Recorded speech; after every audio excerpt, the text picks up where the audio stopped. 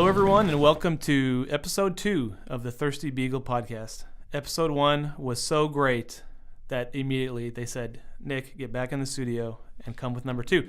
And so for number 2 today, I am joined at the Apupco Studios by a couple of guys from Mustang Brewing Company. We have Tim Sholin, owner-operator, president of Mustang Brewing, and the brewmaster, Gary Sholin. And guys, we'll just dive right in here. It seems like there's always a bunch of interesting, exciting, and new things happening with Mustang. And probably the biggest thing that's coming up this month, Tim, is the 3rd anniversary tour. 3 years already. I mean, years. Yeah, absolutely. It's kind of humbling to think that we've been doing this 3 years. You know, Carmen and I started this in our garage and served our first pint in 2009, and to do around 65,000, and we're targeting somewhere between 60 and 65,000 case equivalents this year.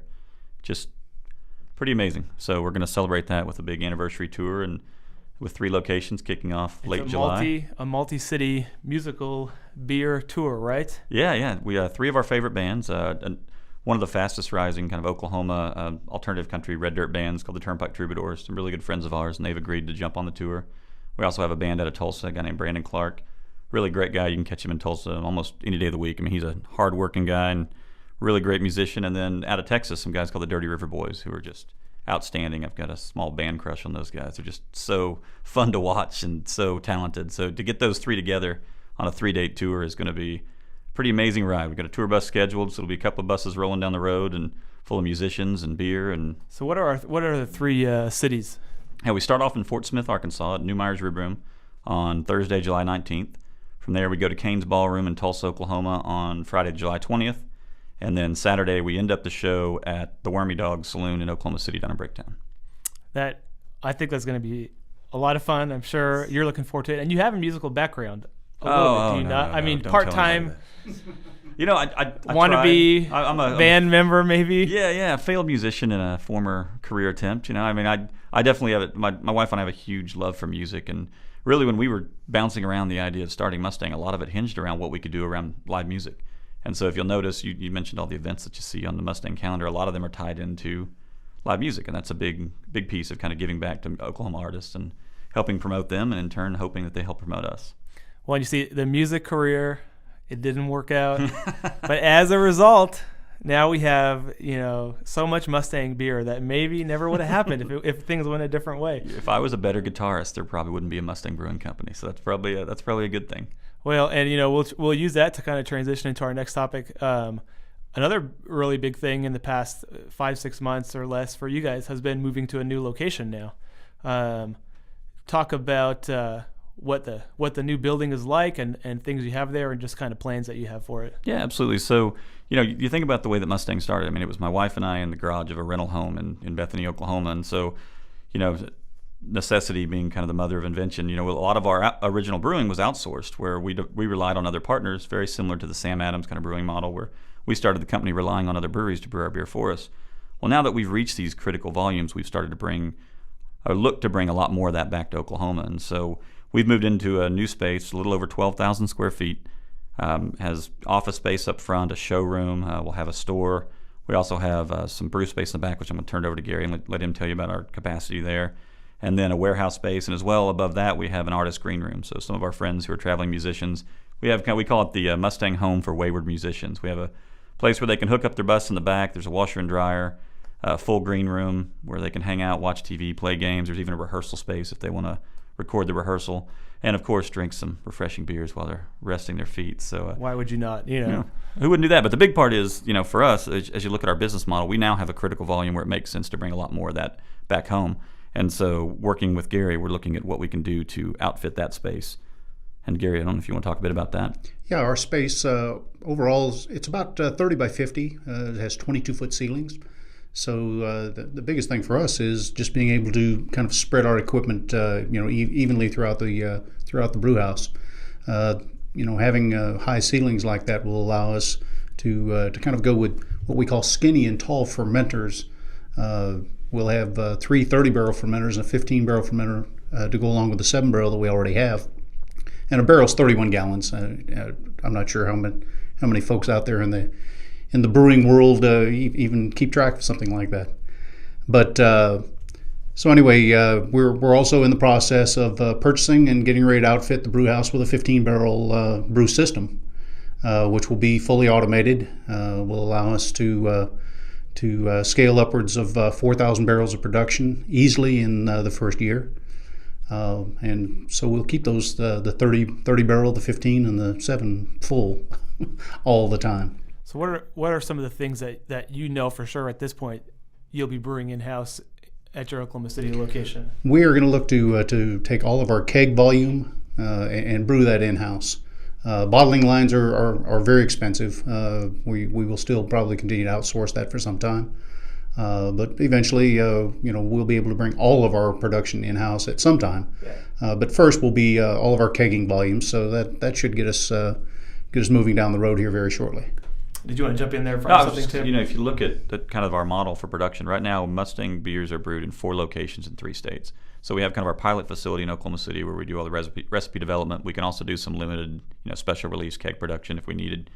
Then we have our partner in Krebs, Oklahoma. We have our partner in Stevens Point, Wisconsin, and our biggest brewing partner in Memphis, Tennessee. And so we'll still rely on, especially the partners in Stevens Point and Memphis, for the bottling and can production, just because they're so automated and there's a huge economy of scale and advantage to rely on those folks. And Gary travels to those locations on a regular basis and brews with the brewmasters, so we can ensure that the quality, no matter where it is, matches the quality that we want in a Mustang product. But the big thing for us is to bring that kegging production back into Oklahoma. I mean, when you're going to, a Tap Works, a McNally's or Republic or whatever bar you happen to choose, if you pull up, hey, give me a glass of whatever Mustang, it's brewed right here in Oklahoma City. Absolutely, and all of our seasonal kegs are brewed in Oklahoma at this point anyway. We've been doing that for a while through our partner at Krebs. And so you look at our Harvest Lager, even our Pawnee Pale, Summer Lager, which has been our biggest seasonal to date, Winter Lager from last year, our new beer, which I know we'll talk about in a moment, all those are currently brewed in state. Really, the parts that are out of state right now are the canning and bottling lines. So, I mean, it works. It's all part of the model. I mean, this was kind of part of our business plan from the beginning. So it's neat. When you draft a business plan, you try to use a little bit of science, but there's probably a lot of wishful thinking as well. And to see some of this stuff come to fruition is, I pinch myself every day. I was like, wow, this really worked. Well, speaking of coming to fruition, I've got a bottle of Summer Lager in my hands right now, so that's the sound I love to hear. These microphones, they pick up the sound of a beer bottle opening up. I may put these in my kids' room. This is great. I can hear everything. You mentioned some new beers. A big thing, I think a lot of people in the craft beer fans, especially kind of in that homebrew community where they're used to doing some more extreme recipes and stuff like that, will be the Saddlebag series that's coming out. And this is sort of a bigger beers, more interesting and complex beers. And Gary, why don't you touch on that for a little bit here? Well, the Saddlebag series is really a departure from our basic brewing model. We brew a lot of session style beers, for our brewing consumers. But the Saddlebag series, that's for the beer geek. This is where we start to ramp things up, get a little bit more extreme. And the first beer out of the barrel, so to speak, will be a beer called Brandy's Barrel Sundae. This is a very, very big imperial porter with vanilla, a little bit of brandy aging, brandy barrel aging on it. It's going to weigh in at about 9%. So not for the lightweight in any way, shape, or form, but I think we're going to get a really good response out of the beer geeks out there that have been waiting for us to come up with something stronger, edgier, and so on. And that beer is definitely it. We've sample tested it in a variety of places, and everybody that tastes it just goes, wow. So that's the reaction we're looking. I mean, that's exactly what we're looking for. The first beer to come out in the Saddlebag series is a wow beer. And we're going to follow it up with a lot of other wow beers because we've got several already staged for production later this year and about once every quarter next year. Excellent. And now Tim, you've tried it. What are your impressions? Oh, it's pretty amazing. We built Mustang off of session beers, but Gary's a great brewer and he enjoys brewing the beers that we make, but he also has this love and passion for beer, and he likes to make these bigger beers. And so the development of the Saddlebag series was just a way for Gary to kind of exercise that, inner brewing alchemist, and brew these great big beers. I mean, the first one in the Saddlebag series, the Brandy Barrel Sundae, it's a really, really nice beer. We first introduced it in a firkin, actually, at McNally's, and to an incredible response, with kind of an earlier iteration of that, I should say. And we've even, in the labeling, it's going to have a Mustang label to it, but it's going to be something totally different. We're using a local artist, a guy named Tom Self out of Tulsa, who's a concert poster artist. We're using Tom to help design our labels, so they're going to have a really neat look and feel. I don't know if you've ever seen a concert poster from Kane's Ballroom or the Mercury Lounge in Tulsa. Yeah. Tom does those, so it's going to have that kind of look and feel. And I won't give too much away because I think people are really going to jump to the labels when they see them. They're neat. And the chance to use a local artist to help that, I mean, that goes back to the part how we give back about 10% a year to local artists, mostly musicians. But to be able to work with Tom on this, and he's worked closely with Gary on the design, and it's neat to see it come out. So those will come out, as Gary said, once a quarter, and they'll be in limited bomber production. They'll be individually sequentially numbered. So kind of a collector's item, a bit of a collector's item if you're into that. I'm into more indulging and enjoying. I'll collect the bottle, but I think I'll enjoy the ingredients. But we're really looking forward to this coming out. First one comes out September 1, so we're pretty excited. But it won't be bad to grab two and cellar one for next year or something like that. But well, you could. It's one of those things that, in particular, this particular beer, since it has a large amount of vanilla in it.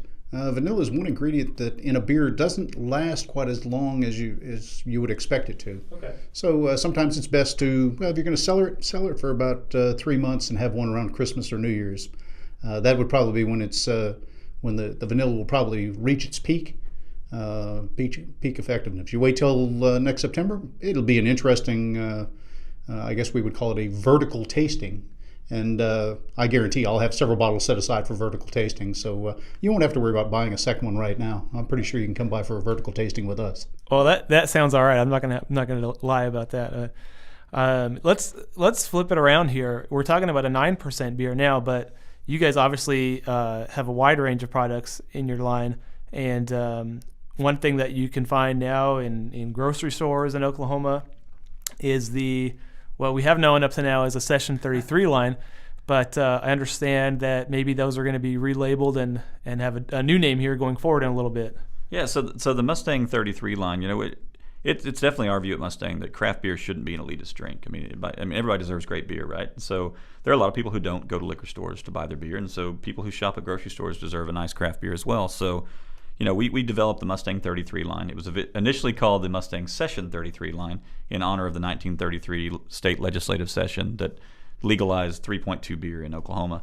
However, we received a call from one of our brewing brethren out on the West Coast who already uses the name Session for one of their lines of beers. They had received notice from a buyer at Sam's that we were using the same name, and he called. Very friendly at first. Very friendly, though, about, hey, we need to make some changes, and we've had to go through this before. And he had an already prepared legal document he'd used for some other breweries that was, a few low teens pages, so obviously had been well thought through. And we battered it around a bit. As you look at Mustang Session 33, it really, if you look at the way it's been promoted in the bars and restaurants, it's Mustang 33s. Everybody has shortened it anyway, so we just shortened the name to Mustang 33. It still works for us. It still fits the Mustang line.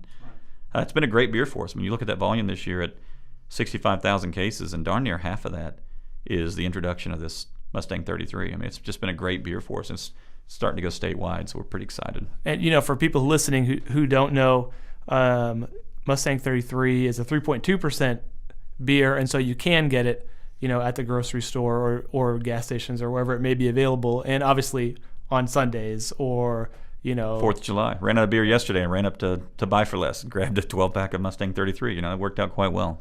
Well, good. It's great to hear that, a company, at least from my perspective, a company can come in and just have success in all segments of the beer market and kind of breed beer fans everywhere, I think it just comes down to people like good beer, just because you shop at a grocery store doesn't mean you don't like good beer.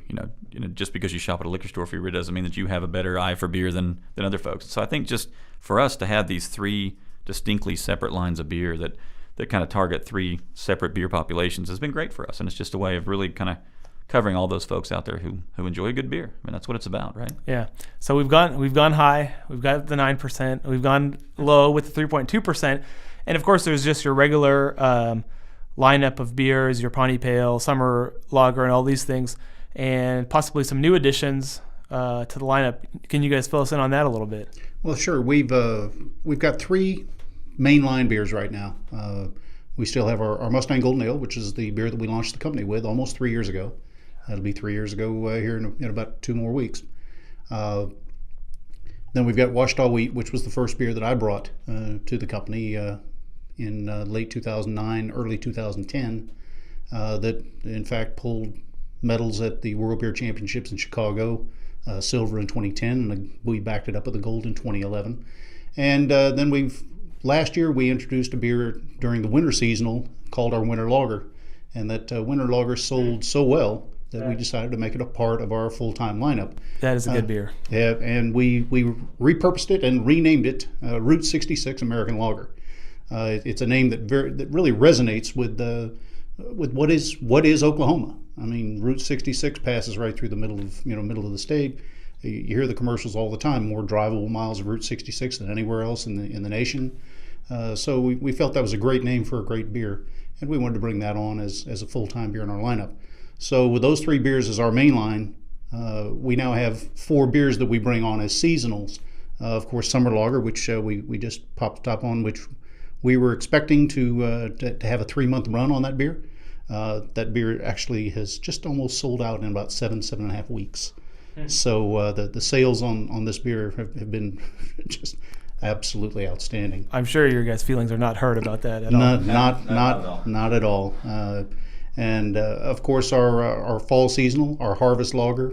Harvest Lager once again pulled medals at the World Beer Championships in Chicago in both 2010 and 2011 with a silver and a bronze. So we've had a lot of really great exposure and a lot of really good press and good judging results from those 2 beers in themselves. We'll have a new Winter Lager out probably right around the 1st of December. And this beer will be just a little bit different than our winter was last year. We'll probably add a little bit of spices just to kind of tweak the flavor palette just a little bit to get something that's just a little bit different than what people have expected from us in the past. And in the spring is kind of a wide open season for us. We have several different beers that we can introduce during that time frame. We're finalizing some ideas, but an IPA might be in the realm of thinking, but it might be a very special IPA indeed. Not to cross over, we definitely have an IPA lined up for somewhere down the road in the Saddlebag series, and it'll be a very special IPA indeed. The Winter Lager, would that be something that would be kind of in that sessionable range? I know you're talking about maybe giving it a little spice. It wouldn't be like a winter warmer style beer, would it?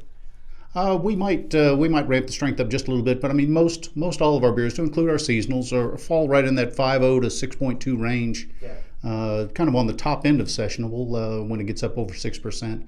But still a very nice winter warmer is definitely in the planning stages right now. It's tough because I loved that Winter Lager last year. My wife loved that. We always had it around the house, and I'm telling you right now, there's a high bar. There's a high bar when you come back with a new Winter Lager for it to be as good as the last one. So I know it'll be different. Before we release a new beer, we spend quite a bit of time sampling it at the warehouse, and so in Gary we trust, but we in sampling we verify. So I enjoy sampling Gary's brews on a regular basis, and we've been doing a lot of testing so far on the beers that are coming up. I'm pretty excited. I mean, Mustang has been exciting anyway for the last 3 years, but I'm more excited this year than I have been all 3, just because it's finally reaching that critical mass where, I remember when we first started this thing and Gary and I would go to a place, or Carmen and I'd go somewhere, or the 3 of us would go together, and it'd be neat to discover, oh wow, here's a new place that carries Mustang. And then, there were maybe 7, 3 years ago. We were pretty excited that we had 7 locations, thought we were big time. And now, I mean, you're talking, over 500 liquor stores, or over 400 some odd liquor stores, almost 500, the number of grocery stores, and then just the restaurants and bars. And then that combined with the new beers that are coming up in the Saddlebag series and the Mustang 33. I mean, just a really, really exciting time to be a part of this company. So it's a lot of fun. And we'll transition a little bit now. You mentioned all these locations where you can go and get yourself a nice cold Mustang if you want one. You guys have a couple pint nights coming up here where people can do just that. Can you give our listeners out here maybe the dates and the times on those? Yeah, so the focus on July obviously is our 3-year anniversary. I mean, July 13th will make the 3rd year Mustang. We served our first pint of Mustang on July 13th, 2009 at McNally's in Oklahoma City. And so in honor of that, this month they're running I think a $2.50, $2.25 can special for the month, something like that. I don't know the details, and as soon as they hear this, I'm sure I'll get a phone call that will inform you the details. But it's an inexpensive can. How about that? But they're running a can special on Golden Ale at the McNally's in Oklahoma City for this month. But that being said, we kind of wanted to do something with them to celebrate as well. So we have the 3-date tour, but we're also going to do a couple of special Firkin nights leading up to Beer Fest, which is in August. And so, and let's see, Gary, remind me of the date exactly. August 27th will be the first one, Actually, correct? July 27th. Oh, I'm sorry, July 27th. Yeah, July 27th at McNally's OKC, and August 2nd at McNally's up in Tulsa. We'll have a very interesting Firkin beer, probably a little variation on something that they really enjoyed here about a month and a half ago, which was taking our Washita wheat and infusing it with fruit. Last time we infused it with strawberry, went over really, really well. Strawberries now have not come and gone in season, but now blueberries have come into season. A blueberry wheat, or maybe we'd call it blueberry wheat, might be a very interesting alternative. Of course, there have been a lot of call from the Oklahoma watermelon crowd to say, how about if we do a watermelon wheat? So that's always a possibility as well. I don't think I've ever heard of a watermelon infused beer. Have you? Is it? Oh, absolutely. It's out there? 21st Amendment out in San Francisco made that beer famous on the West Coast. So it's a very popular beer. It's usually served with a small watermelon slice on the edge of the glass to go along with the watermelon flavor in the beer. So that's a really great choice. I know later in August, August 30th and 31st. On the 30th of August, we'll be back at McNally's Tulsa. 31st, we'll be back here at McNally's OKC. And if you want a little preview taste of Brandy Barrel Sunday, that'll be where to get it in the Firkin. That's something that will precede, the launch of the beer on the 1st of September or early September. So it gives everybody a little sample choice so they can get their wax tip numbered and signed bottle and get in line. And we keep hearing the possibility that beer could sell out easily in 48 to 72 hours. Since it's going to be a limited release. So when you talk about stacking the bar high, if we sell out in 72 hours, that's going to be some pretty big shoes to fill each time. It'll be tough to match that next time, yeah. Hey, you mentioned Tulsa, Tim. Do you guys get a chance to get out to Tulsa and market the beer as much as you'd like? And is that something you enjoy, getting on the road and doing that? Oh, absolutely. For the last year, that's really been my role, has been doing this stuff outside of Oklahoma City. We have a great team now, and the guys in charge of our sales, especially in Oklahoma City, a guy named Chris Anderson, is doing a bang-up job. And so that's allowed me the opportunity to go to these other markets. So not only Tulsa, it's pretty amazing. Tulsa's in Oklahoma, but it might as well be in another state. It's just a completely different crowd. And there's a certain amount of Tulsa pride. And so there's a little more of a wall to break down there because, there's, of course, well, that's an Oklahoma City beer. And it's not. It's we're headquartered here in Oklahoma. We're brewed a little bit everywhere, and that was kind of the goal. But to go up there and introduce people to Mustang has been a lot of fun. It's been a great market for us, really grown the last year. But you look at, Wichita, we're there now. We're in Fort Smith, Arkansas. We just picked up Springfield, Missouri. We'll be there starting in September 1. And so, getting to go out to these other markets, and it's kind of part of our formula is it's, I go out the first time, then it's, bring Carmen and Gary out the next time, and then kind of transition and use an accelerated model of what we did here over the last 3 years as we go into these new markets. And it's a lot of fun, every time you meet somebody new. And I've learned that, people love beer no matter where you are. And so it's just a good chance to, open up new avenues to get the beer out there. Well, that sounds great. As you've heard here, a ton of stuff going on with Mustang. Hit up their Facebook to get all the details on the 3rd anniversary tour and upcoming pint nights and Firkins and stuff like that. Guys, Gary, Tim, thanks so much for joining me today on the Thirsty Beagle podcast. We're going to sign off, and we'll catch y'all next time. Thanks, guys. Great, Nick. Thanks, we Nick. really appreciate it. Thanks.